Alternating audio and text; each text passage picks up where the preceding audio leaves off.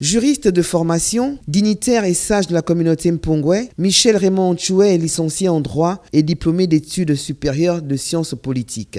Il a été secrétaire général adjoint de l'Union douanière et économique de l'Afrique centrale, l'UDEAC. Après avoir exercé plusieurs fonctions ministérielles de 1975 à 1994, il a été membre de la Cour constitutionnelle du Gabon de 1998 à 2012. Premier pas d'une nation, un titre fort et évocateur.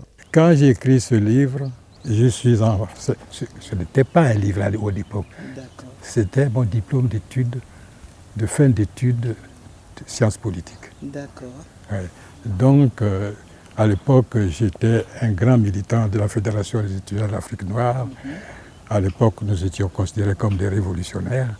Nous contestions le pouvoir en place et ses méthodes. D'accord. Et bon, j'ai pris le courage d'écrire ce livre qui, à un moment où je risquais gros. Des amis l'ont lu et m'ont supplié d'en faire un livre. J'ai accepté, voilà le résultat. Il a été édité par les éditions Rapport d'Awadker. Est-il des aspects que vous auriez voulu approfondir davantage dans Premier pas d'une nation? Bien sûr, mais je n'ai pas pu le faire parce que j'étais tenu par mon serment. Donc il y a des aspects que je ne peux pas rendre public. D'accord.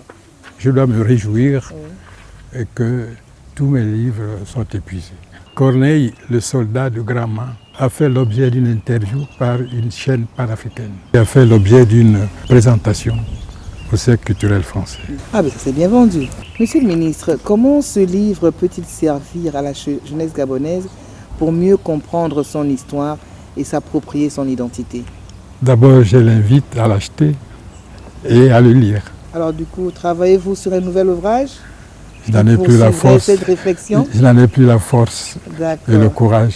Premier pas d'une nation, une œuvre qui offre un regard éclairé sur la construction du pays et les fondements de son identité nationale. L'écrivain Michel Raymond Ntchoué incarne à la fois la mémoire historique et la réflexion sur l'avenir du Gabon. Le lecteur y trouvera un instantané de ce qu'était le Gabon politique, économique et social des premières années d'indépendance.